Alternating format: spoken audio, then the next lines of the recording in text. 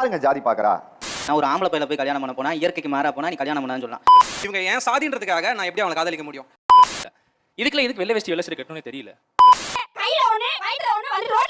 ஏன் உங்க ஜாதியில கல்யாணம் பண்றவங்க பிரசவமே ஆறுது இல்லையா? பட் எங்க அம்மா வந்து மறைச்சிருக்காங்க நான் இந்த ஜாதி இல்ல அப்படின்ற மாதிரி. நீங்க வார சலுகையை பூரா நீங்க ஏத்துக்கிறவங்க, ஆனா ஜாதி மட்டும் தேவையில்லை. என்ன சொல்றோம்? எங்க ஜாதி பெருமையை நாங்க சொல்றோம், நாங்க சாகு வரைக்கும் சொல்லுவோம். நீ என விட்டு என ஏன் போறேன்னு சொல்றேன். மாடு கூட அது இனத்துல தான் போகுது. எப்படி நடக்கு? பெண் வந்து இடைநிலை ஜாதியா இருப்பாங்க, ஆண் வந்து தாழ்த்தப்பட்ட ஜாதியா இருப்பான். ஏன் பதட்டப்படுறீங்க, பயப்படுறீங்க? பொறுமையா பேசுங்க. யாராவது கத்தணுமா? முதல்ல காதலுக்கும் காமத்துக்கும் வித்தியாசம் தெரியும். இந்த ஜெனரேஷன் தான் சார் இந்த ஒரு வார்த்தை வித்தியாசம் தெரியல. அதான் சார் 15 வயசுல கல்யாணம் பண்ணிருக்கீங்க. என்னமோ இவங்க தான் இருந்தாலும் ப்ரொடெக்ஷன் கொடுக்குற மாதிரி. ஏன் கல்யாணத்துக்கு அப்புறம் வந்து ப்ரொடெக்ஷன் கொடுக்க வேண்டியதானே? மாதிரி ஒரே ஜாதியில வெட்டுனா ஒண்ணு இல்ல, மாட்டு ஜாதினா ஆவண கோயன்னு சொல்றாங்க. பகிரங்கமா மன்னிப்பு கேட்டு நான் அந்த பக்கமே போறேன். என்ன போட்டு அவங்கள போட்டு எல்லாரும் போட்டு இந்த மாதிரி வேட்டாடுறீங்கன்னு எனக்கு தெரியவே இல்லை. ஐயா தயவு செஞ்சு மைக்க கொடுத்துருங்க. ரொம்ப தப்பான ஒரு உதாரணத்தை சொல்லக்கூடாது. அது பாம்பும் கழுகும். எங்க இருக்கணும் எங்க இருக்கணும்னா என்ன பண்ணலாம்? இப்ப இதுக்கு முன்னாடி இன்னைக்கெல்லாம் யாருங்க ஜாதி பாக்குறா அப்படின்னு நாம சொல்றோம். ஆனால் வீட்டுக்குள் ஒவ்வொருவருமே சாதி பார்க்கிறார்கள். திருமணத்திற்கு சாதி முக்கியம் இல்லை என்று சொல்லும் இன்றைய தலைமுறை வெர்சஸ் அதை எதிர்க்கும் பெற்றோர்கள். இந்த மாதிரி நிகழ்ச்சி இதுக்கு முன்னாடி நிறைய நடந்திருக்குது, ஆனா இதுதான் ஃபர்ஸ்ட் டைம். மேலே கீழே அப்படிங்கிற ஒரு வர்ணாசிரம ஸ்ட்ரக்சர் வந்து இங்க இருக்கு. அது வந்து கலப்பு திருமணம் மூலியமா அது வந்து உடைக்கப்படும்ன்றதை நான் ஸ்ட்ராங்கா நம்புறேன். நான் ஒரு ஆம்பளை பையில போய் கல்யாணம் பண்ண போனா இயற்கைக்கு மாறா போனா நீ கல்யாணம் பண்ணான்னு சொல்லலாம். ஒரு பொண்ணு எனக்கு பிடிச்சிருக்கு, அவளை என் வாழ்க்கைக்குள்ள ஏத்துக்கும் போது அதுல எங்க ஜாதி வந்து ஈடுபடும்? புரியல, இவன் இன்ஜினியர்னு நினைக்கிறேன். ஒருத்தர் நான் பாக்குறேன், அவங்களோட தோற்றம் எனக்கு பிடிச்சிருக்கு, அதனால நான் அவங்களை காதலிக்கிறேன். அவங்க ஒரு டாக்டர், அவங்க ஒரு இன்ஜினியர், அந்த மாதிரி அவங்களோட வேலை எனக்கு பிடிச்சிருக்கு, அதனால நான் அவங்களை காதலிக்கிறேன். வானதி மெட்ராஸ்ல படிச்ச பொண்ணு திடீர்னு ஒருத்தனை கூட்டு வந்து நான் இவனை தான் கல்யாணம் பண்ணி போறேன்னா அப்ப என்ன பண்ணுவீங்க?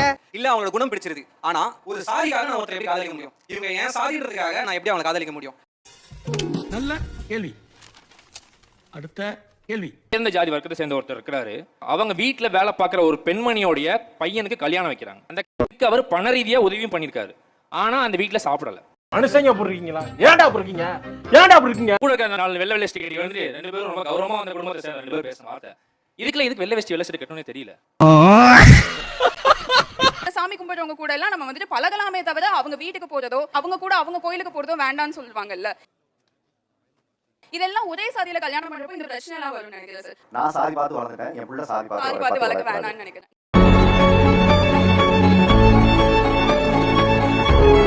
எங்க அப்பா இங்க சின்ன வயசுல ஏதோ ஒர்க்காக வந்திருக்காரு, அப்படி பார்த்து லவ் பண்ணிருக்காங்க, ஓடி போய் கல்யாணம் பண்ணிட்டாங்க. பட் எங்க அம்மா வந்து மறைச்சிருக்காங்க நான் இந்த ஜாதி இல்ல அப்படின்ற மாதிரி. மறைச்சுதான் கல்யாணம் பண்ணிருந்தாங்க.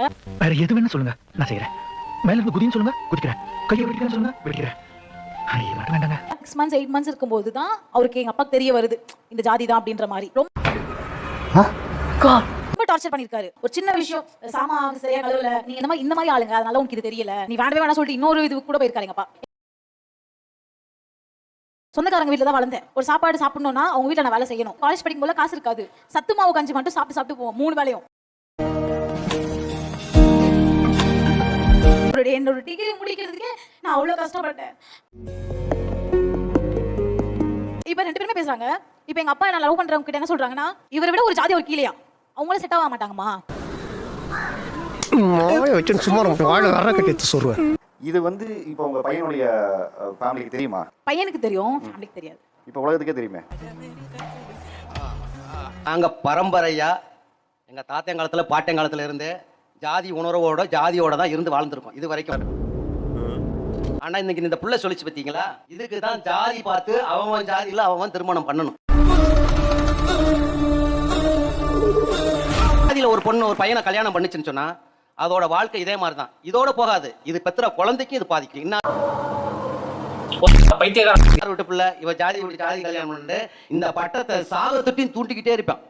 புடுங்குது, அதெல்லாம் ஒரு கணிக்க மாட்டாங்க. இந்த இடத்துல சொல்றேன், அப்படி ஒரு ஜாதி ஒருத்தங்களை இழிவுபடுத்தி ஒருத்தங்களை கீழே தள்ளி மிதிச்சு எனக்கு வேணும்னா அது எனக்கு தேவையில்லை. இவர் சொன்னாலே என் பரம்பரை, அந்த பரம்பரை குப்பை எனக்கு தேவையில்லை. அந்த குப்பையால நான் படிக்கல, அந்த குப்பையால நான் இந்த ஸ்டேஜ்ல நிக்கிற சொசைட்டில பூஜா ஸ்ரீ தான் தெரியுமே தவிர இந்த ஜாதின்னு யாருக்கும் தெரியாது. நீங்க வார சலுகையை பூரா நீங்க ஏத்துக்கிறவங்க, ஆனா ஜாதி மட்டும் தேவையில்லை. தெளிவா சொன்னேன் சார். என்ன தெளிவா நீ சொல்ற? பார்த்தாலே எப்பறம் ஒருத்தனை பார்த்து அடிக்கணும் போல தோணும். பாரு யார முறைக்கிற முறைக்கிற மாதிரி தான் இருக்கு. என்ன சொல்றான்? எங்க ஜாதி பெருமையை நாங்க சொல்றோம். நாங்க சாகு வரைக்கும் சொல்லுவோம். 200 பெரியார் இல்ல 400 பெரியார் வந்தாலும் முடியாதுடா. எதுக்கு? உங்களை திருத்துறதுக்கு. நீ என விட்டு என ஏன் போறேன்னு சொல்றேன். மாடு கூட அது இனத்துல தான் போகுது. நீ மட்டும் ஏன்டா ஜாதி விட்டு ஜாதி கல்யாணம் பண்ணி அழைக்கிற? காமராஜர் அந்த காலத்திலே சத்துணவுல இருந்து எல்லா திட்டம் போட்டு ஸ்கூல் ஆரம்பிச்சாரு. அப்படி இந்த மாதிரி தற்கொலை இந்த படிக்காம யோசிச்சாங்க. என்ன பண்றது? நாங்க கஷ்டப்பட்டு பிள்ளை பெத்து வளர்த்து ஆளாக்கி அதை படிக்க வச்சு காலேஜ் வரைக்கும் கொண்டு போய் இந்த பொண்ணு இப்படி தான் வளர்க்கணும், இப்படி தான் கலெக்டர் ஆகணும், இப்படி தான் இன்ஜினியர் ஆகணும் எல்லாம் நாங்க ஆசை மனசுக்குள்ள பூட்டி வச்சிருப்போம். டென்ஷனா டக்குன்னு சேர்த்துக்கு அடிச்சிருவேன். இல்ல இவன் நேத்து வந்து ஈஸியா அப்படியே தட்டிட்டு போயிருவான். இதெல்லாம் ஆக கூடாதுன்னு நான் சொல்றேன்.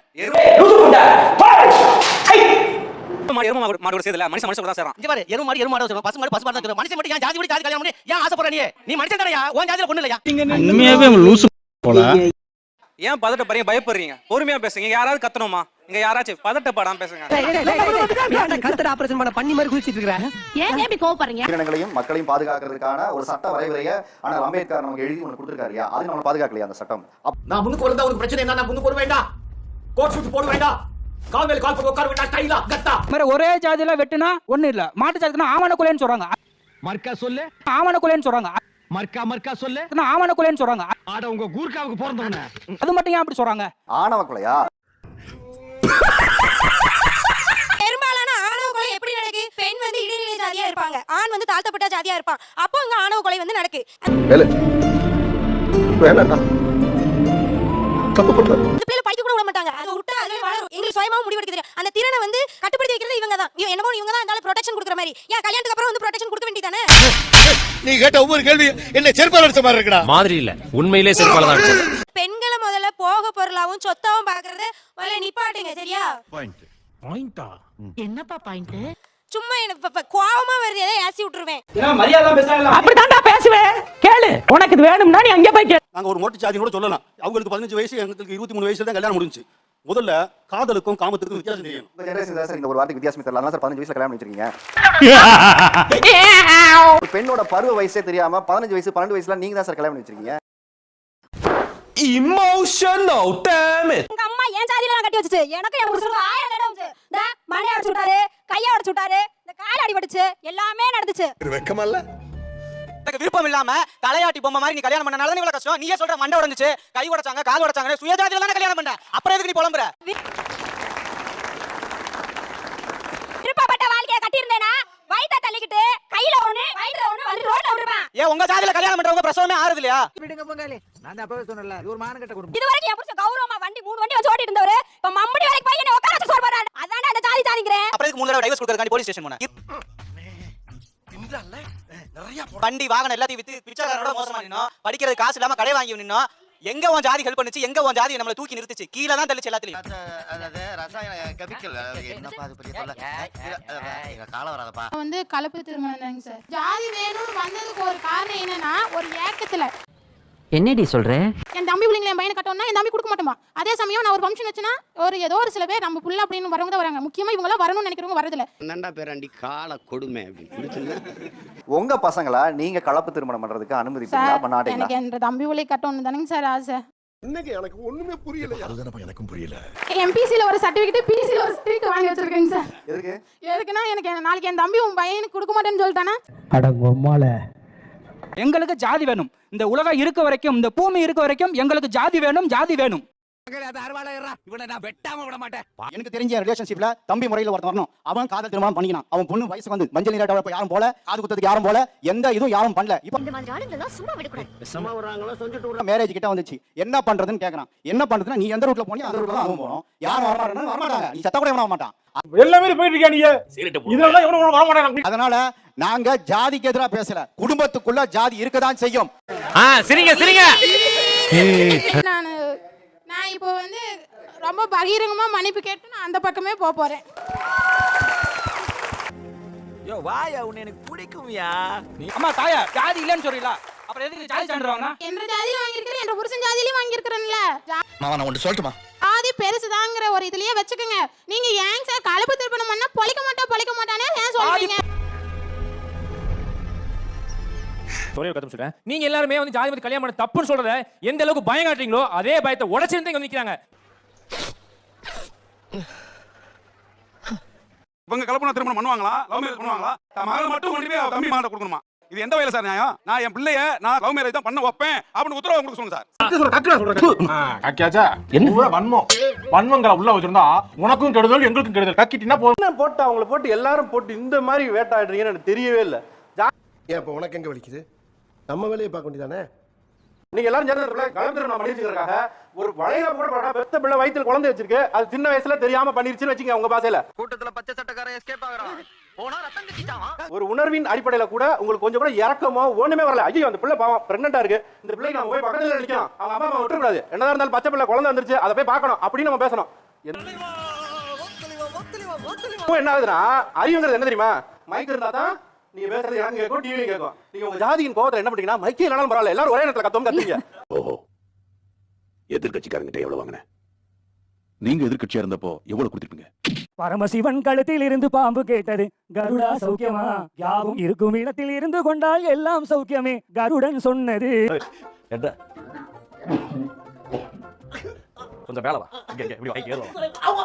அதாவது எது எங்கெங்க இருந்தா அதுக்கு மரியாதையோ அதுதான் அங்கதான் இருக்கணுங்க. ஐயா தயவு செஞ்சு மைக்க கொடுத்துருங்க. ரொம்ப தப்பான ஒரு உதாரணத்தை சொல்லக்கூடாது. அது பாம்பும் கழுகும். இது மனிதர்கள். நீங்க தப்பான ஒரு உதாரணத்தை எடுத்துக்கொண்டு வச்சுட்டு சொல்லாதீங்க.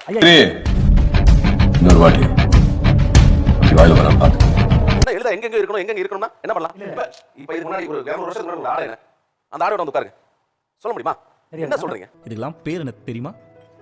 எக்கனாமி வைஸும் எஜுகேஷன் வைஸும் ஒரு ஆள் வளர்ந்து வந்து நின்னுட்டானா இவங்களால காஸ்ட் டாமினேட் பண்ணி பேசவே முடியாது சார். ஐயா இந்த அங்கிள் அழுறாரு. யாராலையும் ஜாதியை ஒழிக்க முடியாது. இல்ல நீங்க வந்து மாடையும் மனிதனையும் ஒப்பிட்டு பேசுறப்பே எனக்கு உங்களுக்கு புரிஞ்சிருச்சு. மண்டை காய்தே எனக்கு. உங்களை பகுத்தறிவு வேணும், பகுத்தறிவு இருந்தாதான் உங்களை மாத்த முடியும்னு கிடையாது. உங்களுக்கு மனித அறிவே கொஞ்சம் இல்ல. சோசியலி எக்கனாமிக்கலி பேக்வர்ட் கிளாஸ்னா யாரு தெரியாது. தெரியாம நீங்க ஆன்சர் பண்ண ஆரம்பிச்சீங்க. பிரச்சனை அதுதான். தம்பி இது மாதிரி 4 பேர் கேள்வி கேட்டிருந்தாங்கன்னா நாங்க திருந்திருப்போம்.